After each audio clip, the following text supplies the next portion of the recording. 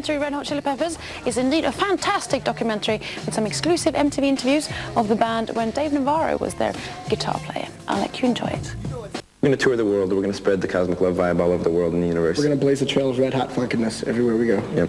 Head to that.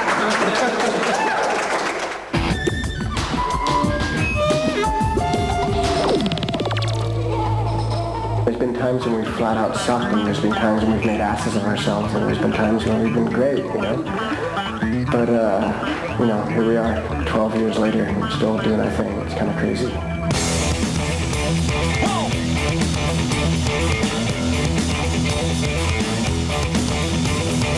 Crazy is certainly one way of describing the last 12 chaotic years in the career of rock's punk-funk kings, the Red Hot Chili Peppers.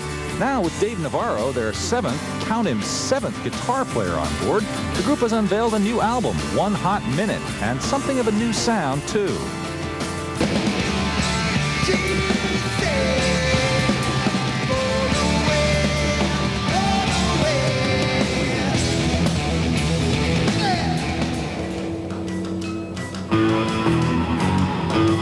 Chili Peppers burbled up out of the LA hardcore scene in 1984, and over the course of 6 albums, they've weathered an ever-changing lineup, drug addictions, 1 overdose death, a couple of sex lawsuits, and yet still managed to come up with some interesting uses for the common sock. When the Red Hot Chili Peppers started, they started this band as a joke. It was a very explosive combination of people. It was an explosive time for us. I found the guys in high school. High school's where I found them. And they found me. The Chili Peppers saga begins at Fairfax High School in West Hollywood, class of 1980. Originally, the band included Jack Irons on drums and Hillel Slovak on guitar, but when they were offered a record deal, Slovak and Irons decided to cast their lot with another group called What Is This? And the Chili Peppers had to assemble a new lineup.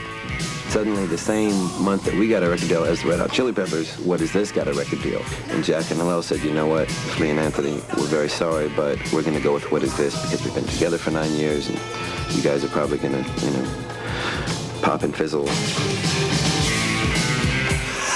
But the band didn't fizzle. It dove right into the explosive LA hardcore scene of the early 1980s.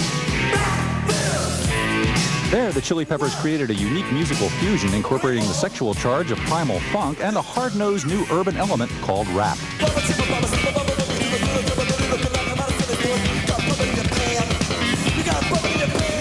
We play bone-crunching mayhem funk. We play it hard, and our motto is always play like you have a big... The band built its fan base on volcanic live performances and quickly attracted the allegiance of Southern California's skateboarding subculture. The basic attitude was punk, funk, and lots of skin.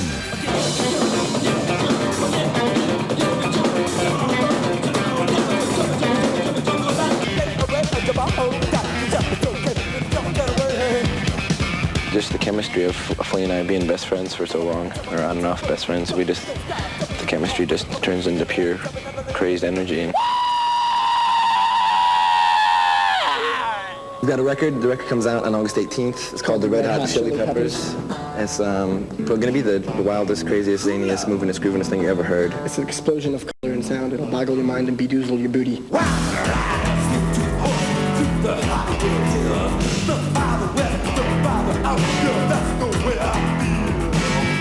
A record kind of fell halfway into the land of mediocrity and wasn't as good as it could have been.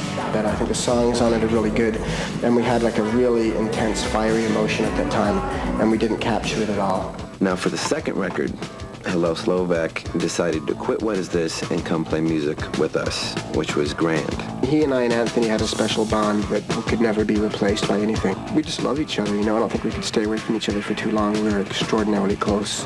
We fired the first guy, or the second guy who played on the first record, who's actually the third son of the former daughter involved with the cousin that actually invented electricity, but I forget exactly who the mom was. The Chili Peppers' purest funk statement was recorded with visionary producer and Parliament Funkadelic legend George Clinton. I got to live with George Clinton, and we had a really wild, crazy time.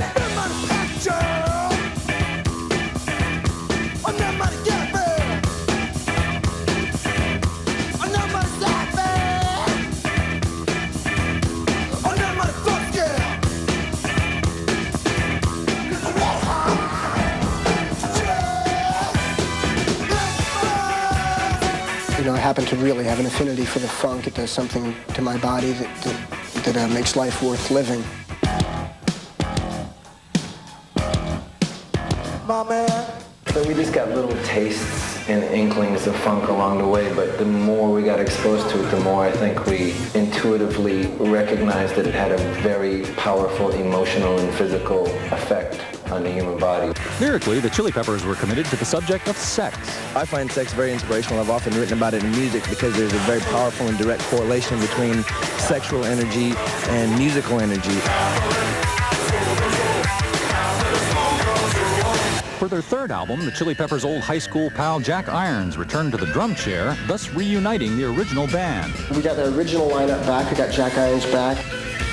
We have this one song in this record called Organic Anti-Beatbox Band. We weren't supposed to be a band of rap, you know, you're supposed to have turntables and drum machines and stuff. And at the time, where I was so anti that stuff, I was like, it's not organic, there's no live music on it.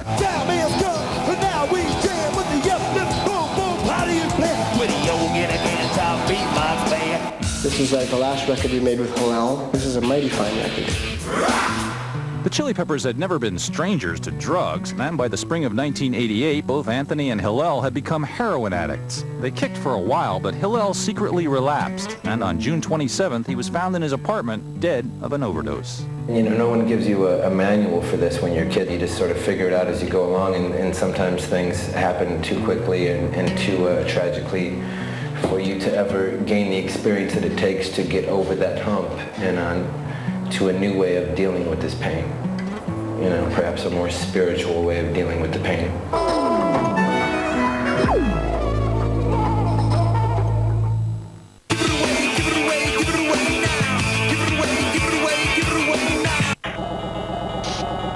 It's based on the double F's, the funk and the friendship. You know, being in this band is it's like being married to four guys at once, and you really have to love the guy, not all the time, but most of the time. Welcome to MTV! MTV, the place to be. Red Hot Chili Blahs with blah blah under the blah. Blah, blah, blah. You got to give the blah. The death of Hillel Slovak was a major blow to the Chili Peppers, but the band soldiered on with a new young guitarist, John Frusciante, and with Jack Irons having quit amid the post-Hillel chaos, a new drummer, Chad Smith. In this incarnation, the group released its fourth album, Mother's Milk. We recorded Mother's Milk in the beginning of '89, and that was a record that was sort of like the breakthrough record for the Chili Peppers. And so, you know, I feel that it just could be coincidence or, you know, timing or whatever, but right when I joined, the band became very popular and well-respected.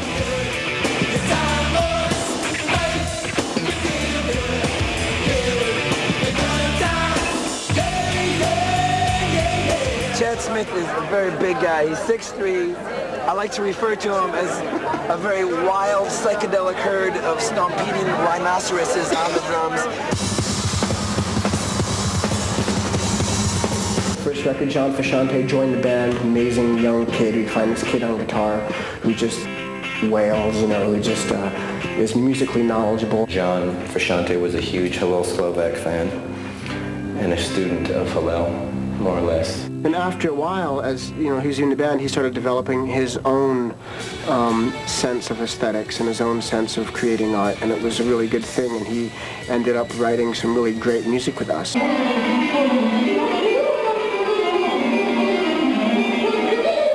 get to push him around because he's only 19 years old. What do you think about that, John? I deal with it. I'm so happy to be in the greatest band in the world. I just couldn't be happy. And he's a ticklish guy in the band. We had our first like semi-hit Higher Ground. It's the first time we sold any records.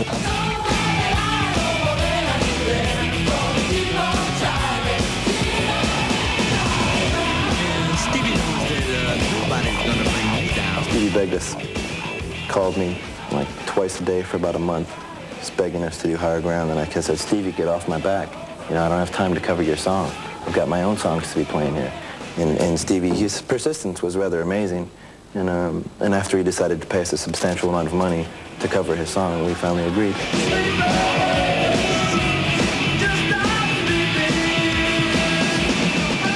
By this point, Anthony Kiedis was finally drug-free.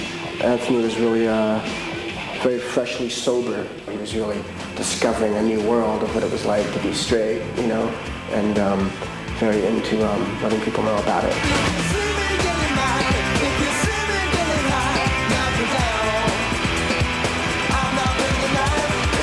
Mother's Milk went gold, the Chili Peppers' first real hit. But along with fame came court cases prompted by the group's irrepressible sexual hijinks, which female plaintiffs saw as sexual assault. We've been unfortunate to both of us to have lawsuits and stuff, and you know, I know that in our time we have made mistakes and have hurt people's feelings, but neither of us have ever hurt anyone or tried to hurt anyone in our lives.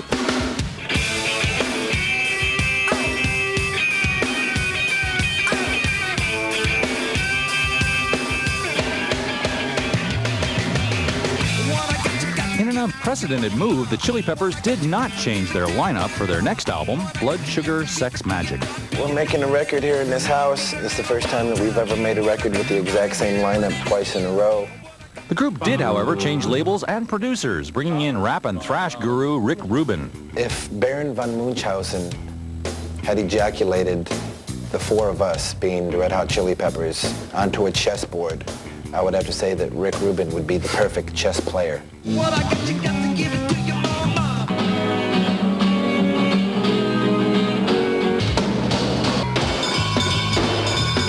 Hit me, you get hurt me.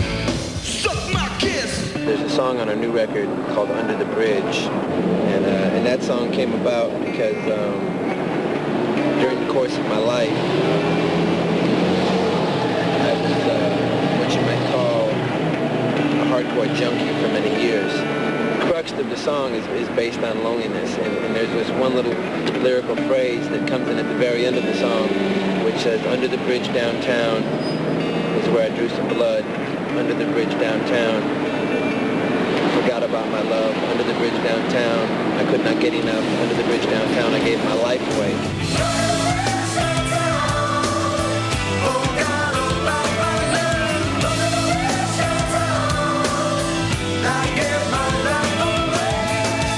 This is the record that made us all millionaires, you know. We changed from being like regular guys to being guys that had $1 million, you know, which makes it different, you know. And we went and toured our asses off. Have fun, boys.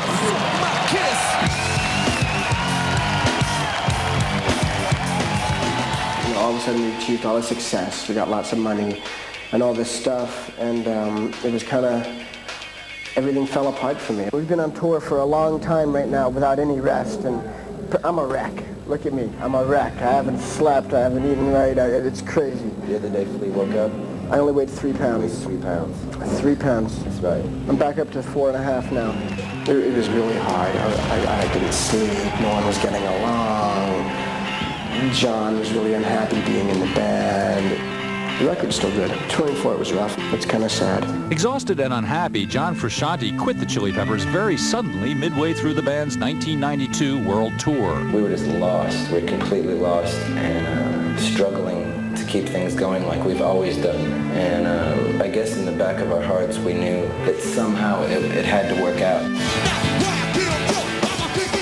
Another Los Angelino, Rick Marshall, was brought in to fill the Chili Peppers' latest guitar vacancy, but he quickly faded from the scene, and the group was reduced to actually advertising for a replacement. The whole putting an ad in the paper and trying guitar players out, it was just every freak from everywhere showed up, you know, guys painted in yellow and trying to be wacky, and other guys, you know, that were surfers and had their little 8x10, and no one tried to be a guitar player. I mean, it was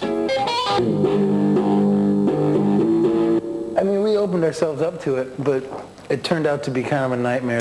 The band already had its eye on guitarist Dave Navarro of Jane's Addiction, and after cornering him at a jam session one day, they finally secured his services. Chili Peppers have had lots of members, mostly guitar players. Kind of like the drummer in Spinal Tap is kind of the guitar player for the Chili Peppers. Dave has these little guitar picks with every name of the guitarist on them. There's like 6 or 7, and there's a question mark after his name. It's his sense of humor, you know, his pessimistic kind of sense of humor. We've entered into a whole new dimension of sound, which is really great. And on top of that, I was just thinking earlier today that I think that right now we're at the 3rd high point of our career musically. You know, when Halal left, it was the end of a huge era. John leaving was the end of another era, you know, and it's a new era, and it feels damn good, too. When Dave joined the band, we had to work a lot to find common ground. And I mean, we had similar ideals of what we wanted to do musically, but aesthetically, it was difficult at first. My biggest fear was that I'd be asked to do, like, you know, stuff that I wasn't comfortable doing. The light bulb helmet was one of those. In theory, it sounded like a great idea, but in actuality, it was like the most horrible, uncomfortable, like, terrible thing. 2 minutes before we went on stage, we're in the back, like, plugging it in, and does it work? And I don't know, does yours work? I had a good seat. See these 3 guys I'm playing, and they're very heavy, the light bulbs, right? So, but I'm sitting down, you get these harnesses, but the other 3 guys, they're playing. Give it away, give it away. Give it away, give it away, give it away now. Give it away, give it away, give it away now. But the bright side to that was that it was such like a terrible ordeal just to walk out on stage at Woodstock and having that be my first show with this band, that when I put that helmet on my head, I was so uncomfortable and upset about that I didn't even notice that there were people out there. Just so you know, Dave hated the light bulb idea. We forced him to do it. Dave Navarro's thick Marshall Stack sound has changed the landscape of the Chili Peppers' music and part of its heart, too. I'm just a totally different guitar player than the ones they've worked with in the past. You know, I work with a lot more of a thicker sound and more affected. The result, while still funky, leans more emphatically toward rock. That's just a natural progression of us being honestly who we are now with this particular lineup of people.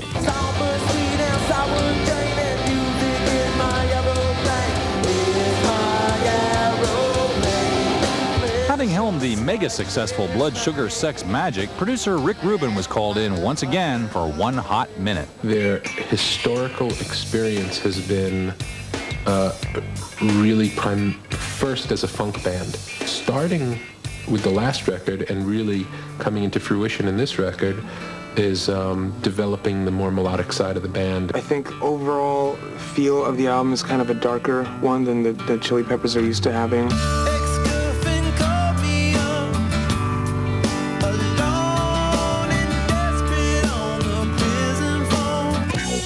One Hot Minute, a full year in the making, comes 4 long years after the band's last album. I cut the drums, the basic tracks, in June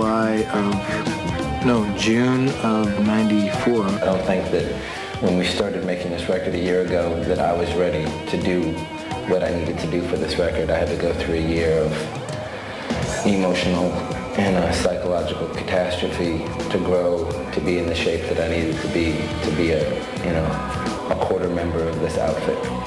If the new music seems a little dark and maybe strange, that may reflect the traumatic year that went into its recording. It's about getting through those extra deep, super thick piles of difficult bullshit that one might encounter in the process of living this life and actually making it through to the other side. The first single is a song called Warped, and it goes, "What?" like that. Scared you over there.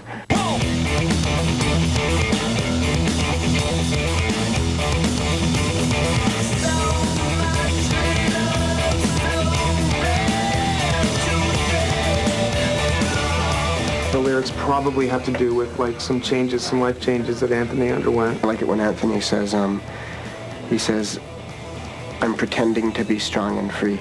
I think that's a really courageous thing for him to say.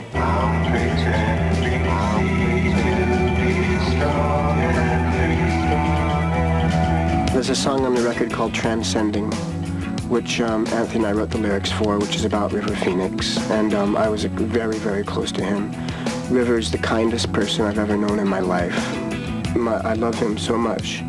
I feel like crying. It's been a very sad time for me. I'd gotten divorced, and I was really very stressed out and very tense. I'm a father. I was away from my daughter. I felt very alone. I didn't have anyone. I felt like no one loved me type of, da-da-da-da-da. Actually, in this record, there are lyrics penned by Flea. There's a song that he sings called P, which he wrote the lyrics for. I'm a little pea. I love the sky and the trees. song P is about me trying to get small. Basically, it's like, that's when I'm happiest, is when I feel the humblest. I'm a pacifist, so I can keep up. Outstanding lyrics.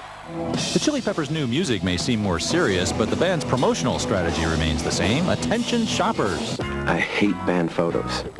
They suck. But of course, Warner Brothers really wants you to do a rock band publicity photo so they can send it out to the newspapers and stuff. So instead of doing that, we just went to Kmart and took photos as a family would. In fact, we all had different members of the family that we were playing. Dave played the disgruntled teenage girl who's just really not happy in the family, doesn't like her parents, you know, is into a much darker side of life and misunderstood. And he played that character very well. Philippe played the younger, sort of androgynous child that really isn't all that bright upstairs, but just kind of goes through life, you know, enjoying situations, not having an idea what's going on. I played the older, jockish brother who, you know, just doesn't have a creative side, but is really into his physical side. And Chad played the dad who had just like one too many martinis before the shoot. As a band, the Red Hot Chili Peppers have been to hell and back more than once. Rarely before, however, has it seemed more certain that they're here to stay. I really wanted to say to the people of the world that